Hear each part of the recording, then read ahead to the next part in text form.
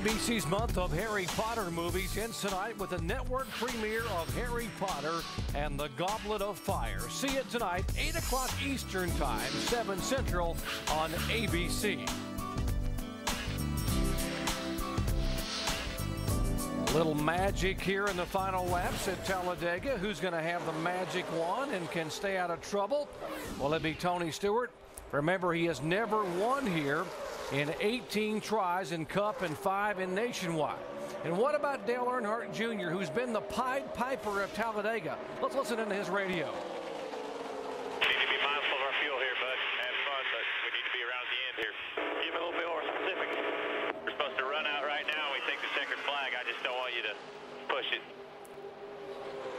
A little strategy there with the 5-car. Andy, your thoughts? Yeah, that's Chad Walter, the crew chief. He's just telling Junior that even though right now it doesn't really matter, it's 34 laps to go, he can actually save some fuel real easily right here. And even though he says that they're scheduled to run out of checker flag, let's just be a little bit safe and save a little bit of fuel. DJ, how do you save fuel and not lose positions at Talladega?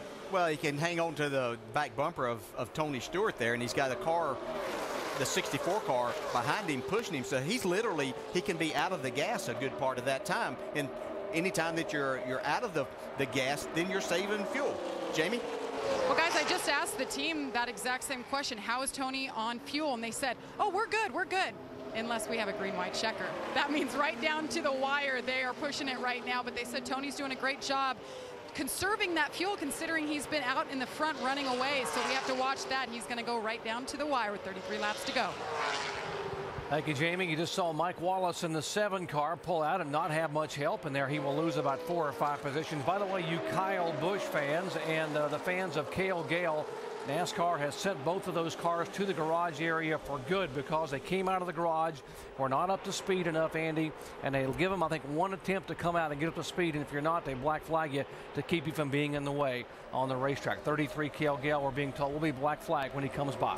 I think NASCAR's got some great rules here, and one of them is that you get one chance to fix these cars and fix them right, get them up to speed, and if you don't get them up to speed, you got to pull them in the garage area. So that's one reason these guys really need to spend the extra time. You see a lot of things that are flapping on this 33 car, and even right here on Kyle Busch's 18 car, and they don't have this stuff secure enough and shaped enough to keep the minimum speed. You know, we've just been told that they're bringing Jason Keller back to pit road because he blended wrong. It's going to be interesting to hear the drivers that were brought back, what their interpretation was versus what maybe NASCAR did say. I'm sure tomorrow's drivers meeting they're going to have a lot more discussion about exactly what is the rule, but there seems to be some confusion there as to exactly how these drivers are supposed to blend back onto the racetrack today. I think that's what NASCAR's doing right now, is trying to show these guys this is how we want you to do it, and if you don't do it right, we're going to bring you back in. Toyota, 3 Chevrolets, and then another Toyota. How about the 25 car, Bobby Hamilton Jr.? Good run for Bobby Hamilton, the Ed Renzi car. And the Bobby Hamilton name is a pretty magical name for you, Andy, because you had a very special day here back as an owner at Talladega. Boy, we sure did. His dad gave me my first win here as a car owner, and it was one of the happiest days of my career when we won that race. And I've been watching Bobby Jr. He's been doing a great job all day long, and he has been very aggressive trying to get his car in position and keeping his nose clean. Lucky to get through the big wreck, so here he is in a good spot. We tell you that we've told you that Talladega is the land of opportunity. It sometimes can give you a first-time winner. A first-time winner as a driver. How about a first-time winner as a car owner? Back in 2001, Andy Petrie Racing had Bobby Hamilton Sr. in the car, and guess what? He would come down and take the win. And Andy Petrie, yeah, watch him jump on the hood. You're watching ESPN on ABC.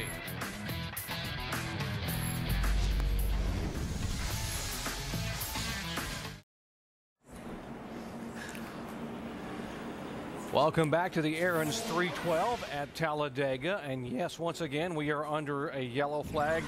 6 caution flag today. We've been under caution 6 times for 19 laps, and the latest one involved 3 drivers. Now watch the 81 car of Canadian DJ Kennington entering turn 1.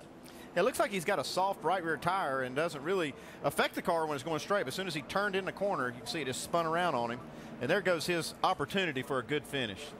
27, Brad Coleman spins and does avoid much contact. Did a great job, DJ. In the 05, of course, Brett Rowe had nowhere to go.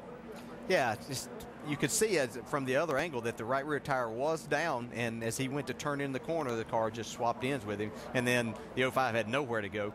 And just one of those, even though we don't have a lot of cars out there, things still happen. Be interesting to see who hits pit road here. Some of the cars, most of the leaders are going to stay out because if you heard on the radios a little bit, they can make it on fuel. And this caution flag will give them some insurance because they get a lot better fuel mileage running at this speed than they do at race speed.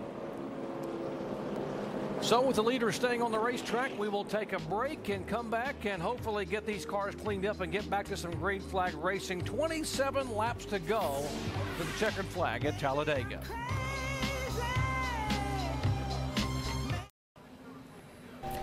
As we continue under the caution flag at Talladega, I want to look back at the day of Clint Boyer, the championship leader starting the day, got clipped when Dario Franchitti had a tire go down and spun earlier in the race at lap 10. Damage to the right side of this car. So the crew goes to the garage, spends about 22 laps making repairs to the machine. Why do they spend time in the garage working on those cars and bring them back out? Well, because of stuff like this. Absolutely. The accidents continue to happen. We're going to have cautions. We're going to have more people keep going out of the race. So if they can get those cars repaired, get back on the racetrack and pass those, it gives them opportunity to gain positions on the guys who have to come in during the cautions that are subsequent after the next series of events. So you got to keep racing all day. In about 3 more laps, Clint Boyer is going to begin to pass in the standings on the racetrack all of the guys who are in the garage now and not coming back. That's about 3 points per position. Remember, he only led Carl Edwards by 9 starting the day, so he's going to start to pick up spots, and Edwards' car is out of the race. So Clint could gain as many as about 30 points on these guys who are not making repairs by the end of the day. We will come back to Talladega Superspeedway for the final 26 laps of the Aaron's 312 in just a minute.